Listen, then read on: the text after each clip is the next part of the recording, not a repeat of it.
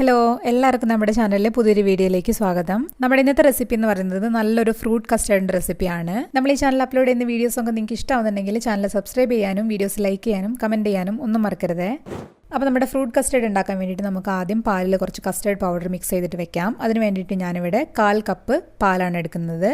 ഇത് സാധാരണ റൂം ടെമ്പറേച്ചറിലുള്ള പാലാണ്. ഇനി നമുക്കിതിലേക്ക് കസ്റ്റേർഡ് പൗഡർ ചേർത്ത് കൊടുക്കാം. ഞാനിവിടെ 2 ടേബിൾ സ്പൂൺ വാനില ഫ്ലേവേർഡ് ആയിട്ടുള്ള കസ്റ്റേർഡ് പൗഡറാണ് ചേർത്ത് കൊടുക്കുന്നത്. ഒട്ടും കട്ടകളൊന്നും ഇല്ലാതെ നന്നായിട്ടൊന്ന് സ്പൂൺ വെച്ചിട്ടൊന്ന് മിക്സ് ചെയ്ത് കൊടുക്കാം നമുക്ക്. ഇപ്പം ഞാനിവിടെ ഒരു പാക്കറ്റ് പാല്, അതായത് 2 കപ്പ് 500 ml പാല് കൊണ്ടാണ് കസ്റ്റേർഡ് ഉണ്ടാക്കാൻ വേണ്ടി പോകുന്നത്.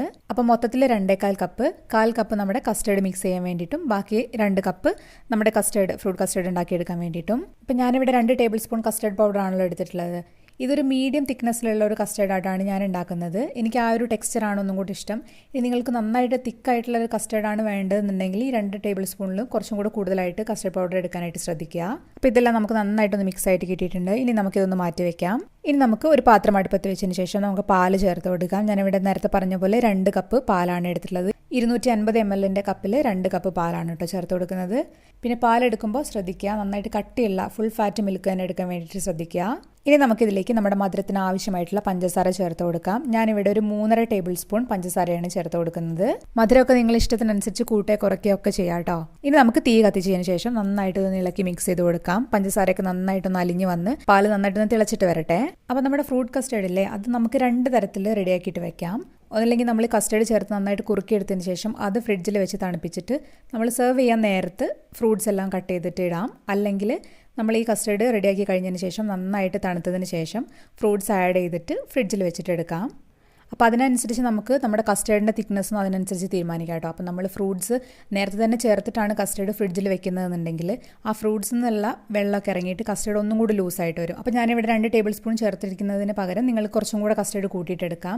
ഇനി അതല്ല, നിങ്ങൾ കസ്റ്റേർഡ് ആദ്യം തന്നെ തണുപ്പിച്ചതിന് ശേഷം ഗസ്റ്റ് വരുന്ന സമയത്ത് മാത്രമാണ് ഫ്രൂട്ട്സ് ഒക്കെ കട്ട് ചെയ്തിടുന്നതെന്നുണ്ടെങ്കിൽ ഈ ഒരു തിക്നെസ് ഒക്കെ മതിയായിരിക്കും കേട്ടോ. അപ്പോൾ അതിനനുസരിച്ച് നിങ്ങൾ എങ്ങനെയാണോ സെർവ് ചെയ്യുന്നത് അതിനനുസരിച്ച് കസ്റ്റേർഡിൻ്റെ അളവ് കുറച്ചും കൂടെ കുറയ്ക്കുകയൊക്കെ ചെയ്യാം. അതുപോലെ തന്നെ പാൽ നന്നായിട്ട് ഇളക്കി കൊടുക്കുന്ന സമയത്ത് തീയൊക്കെ കൂട്ടി വെക്കുകയാണെന്നുണ്ടെങ്കിൽ അടിയിൽ പിടിക്കാതെ ശ്രദ്ധിക്കണം. അപ്പോൾ നന്നായിട്ട് ഇളക്കി കൊടുക്കണം കേട്ടോ. ഇപ്പോൾ ഇതാ നമ്മുടെ പാലൊക്കെ നന്നായിട്ട് തിളച്ച് വന്നിട്ടുണ്ട്. അപ്പോൾ ഈ ഒരു സമയത്ത് നമുക്ക് നേരത്തെ മിക്സ് ചെയ്ത് വെച്ചിട്ടുള്ള കസ്റ്റേർഡിൻ്റെ മിക്സർ ചേർത്ത് കൊടുക്കാം. നമ്മൾ ഒരുപാട് നേരം മുന്നേ ഒക്കെ കസ്റ്റേർഡ് മിക്സ് ചെയ്ത് വെച്ചിട്ടുണ്ടെന്നുണ്ടെങ്കിൽ അതൊന്ന് ഇളക്കി കൊടുത്തതിന് ശേഷം പാലിലേക്ക് ചേർത്ത് കൊടുക്കാൻ വേണ്ടി ശ്രദ്ധിക്കുക.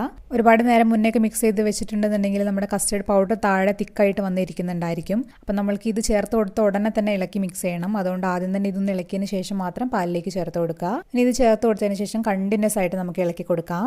ഇത് ചേർത്ത് കൊടുത്ത ഉടനെ തന്നെ നമുക്ക് ഏകദേശം നന്നായിട്ട് തിക്കായിട്ട് വരുന്നത് കാണാം. ഇനി ഇത് നമുക്ക് നന്നായിട്ടൊന്ന് ലോ ഫ്ലെയിമിലിട്ടതിന് ശേഷം ഒന്ന് നന്നായിട്ട് തിളപ്പിച്ച് കുറുക്കിയിട്ടെടുക്കാം. കസ്റ്റേർഡൊക്കെ നന്നായിട്ടൊന്ന് വെന്തിട്ട് വരട്ടെ. കൈയെടുക്കാതെ നന്നായിട്ട് ഇളക്കി കൊടുക്കണം. അടിയിലൊക്കെ പിടിക്കാതെ ശ്രദ്ധിക്കണം. ഇപ്പോൾ ഇത് നമ്മുടെ കസ്റ്റേർഡൊക്കെ നന്നായിട്ട് തിളച്ച് വരുന്നുണ്ട്. ഈ ഒരു സമയത്ത് നമുക്ക് ഗ്യാസ് ഓഫ് ചെയ്ത് കൊടുക്കാം. ഇപ്പോൾ ഇതാ നിങ്ങൾക്ക് കാണാം, ഞാൻ ഈ ഒരു കൺസിസ്റ്റൻസിയിലാണ് ഇതെടുക്കുന്നത്.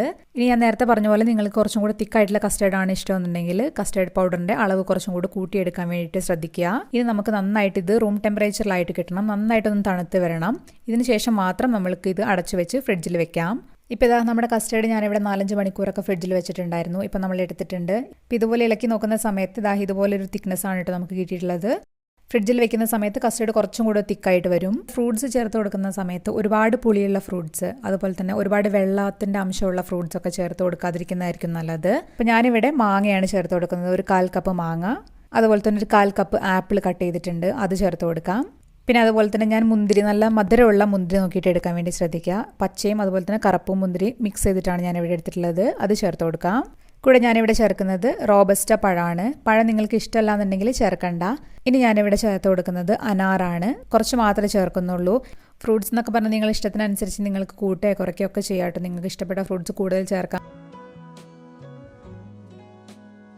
ഇനി ഇതെല്ലാം കൂടെ നന്നായിട്ടൊന്ന് ഇളക്കി മിക്സ് ചെയ്ത് കൊടുത്താൽ നമ്മൾ അടിപൊളിയായിട്ടുള്ള ഫ്രൂട്ട് കസ്റ്റേർഡ് റെഡി ആയിട്ടുണ്ട്. ഞാൻ നേരത്തെ പറഞ്ഞ പോലെ നമുക്ക് 2 രീതിയിൽ ഇത് സെർവ് ചെയ്യാം. ഞാനിപ്പോൾ ഇവിടെ നന്നായിട്ട് കസ്റ്റേർഡ് തണുപ്പിച്ചതിന് ശേഷം സെർവ് ചെയ്യുന്ന സമയത്താണ് ഫ്രൂട്ട്സ് ചേർക്കുന്നത് കേട്ടോ. അപ്പോൾ നിങ്ങൾക്ക് എല്ലാവർക്കും വീഡിയോ ഇഷ്ടപ്പെട്ടു എന്ന് വിചാരിക്കുന്നു.